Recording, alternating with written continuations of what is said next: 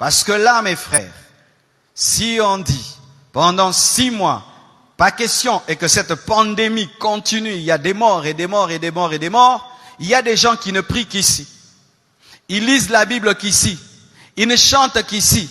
C'est ici qu'ils confessent le péché. Ces personnes, fini. Vous allez mourir et aller en enfer parce que vous avez une vie chrétienne qui dépend du temple.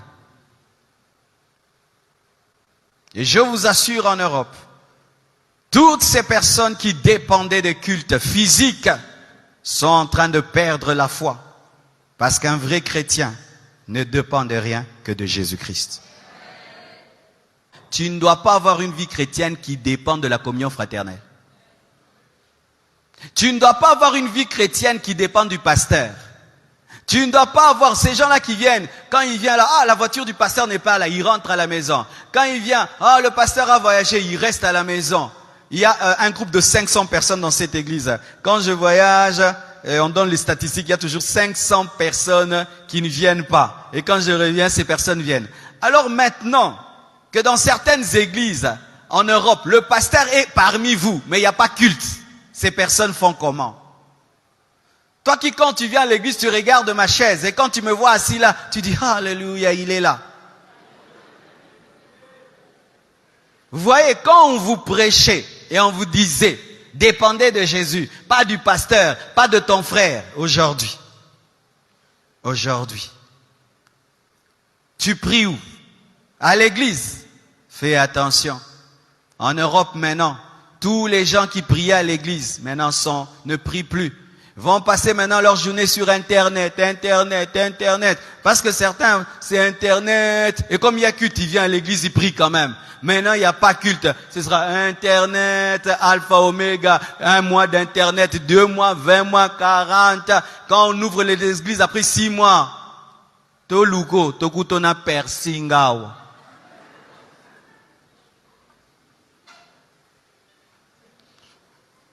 Allez chercher Dieu pour vous-même.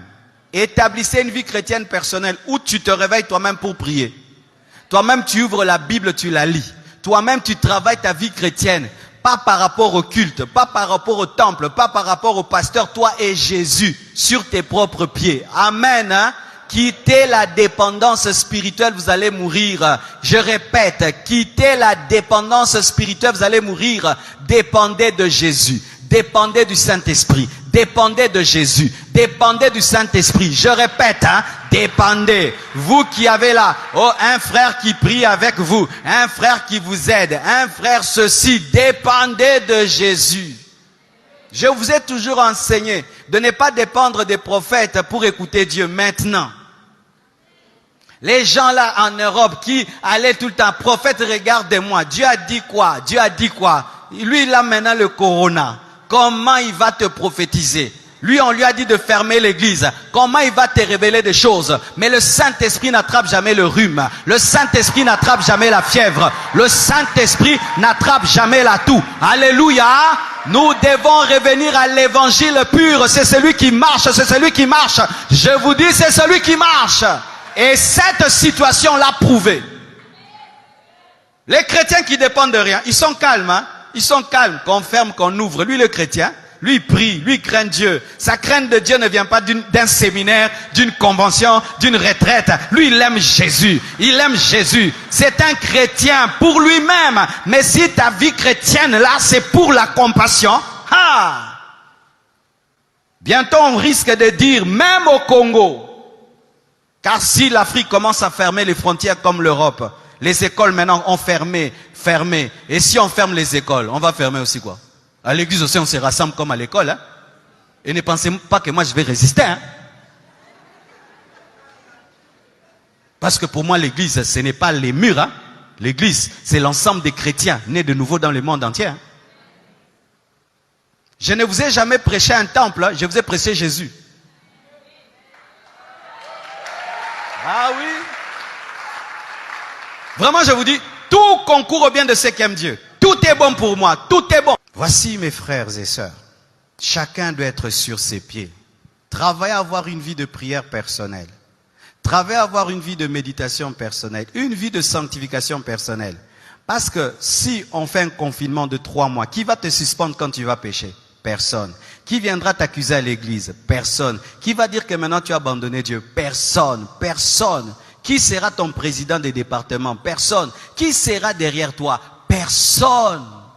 Si vous êtes des chrétiens d'église, des chrétiens d'apparence, votre mort est certaine. Repentez-vous et donnez-vous vraiment à Jésus-Christ. Vous devez savoir que derrière le coronavirus, il y a maintenant une peur comme pas possible. Même les chrétiens ont peur. Dans le psaume 91, verset 1 jusqu'au verset 8. Le psaume 91, verset 1 jusqu'au verset 8. Celui qui demeure sous l'abri du Très-Haut repose à l'ombre du Tout-Puissant. Je dis à l'Éternel, mon refuge et ma forteresse, mon Dieu en qui je me confie. Car c'est lui qui te délivre du filet de l'oiseleur, de la peste et de ses ravages. Il te couvrira de ses plumes et tu trouveras un refuge sous ses ailes. Sa fidélité est un bouclier et une cuirasse. Tu ne craindras ni les terreurs de la nuit, ni la flèche qui vole de jour, ni la peste qui marche dans les ténèbres, ni la contagion qui frappe en plein midi. Que 1000 tombent à ton côté et 10 000 à ta droite, tu ne seras point atteint. De tes yeux seulement, tu regarderas et tu verras la rétribution des méchants. La foi, la foi, la foi, pas la peur, la foi, pas la panique, la foi, pas la peur. Le chrétien n'a pas peur de la mort. S'il meurt, il va au ciel. S'il vit, il prêche l'évangile. S'il meurt, il va dans les paradis. S'il vit, il adore Jésus. S'il meurt, il va dans la nouvelle Jérusalem céleste. S'il meurt, il va au paradis. Et s'il vit, il prêche l'évangile. Que je vive, que je meure, c'est bon. Que je vive, que je meure, c'est bon. Je vis, je vous prêche. Je meurs, je vois Jésus. Je vis, j'enseigne. Je meurs, je rentre auprès de Papa. Tout est bon. Amen. Ce ne serait pas normal que pendant que le païen a peur, le chrétien a peur. Dieu nous promet sa protection dans les épidémies. Dieu nous promet sa protection dans les pandémies. Une pandémie, c'est lorsque une épidémie quitte un continent et va vers un autre. Et là, nous sommes plus dans une épidémie, nous sommes dans une pandémie. Mais malgré la pandémie, Dieu te dit qu'il va te protéger, il va te garder, il va te sécuriser. Ne tombe pas dans la panique, ne tombe pas dans la peur de la mort. Dieu te protège. Amen.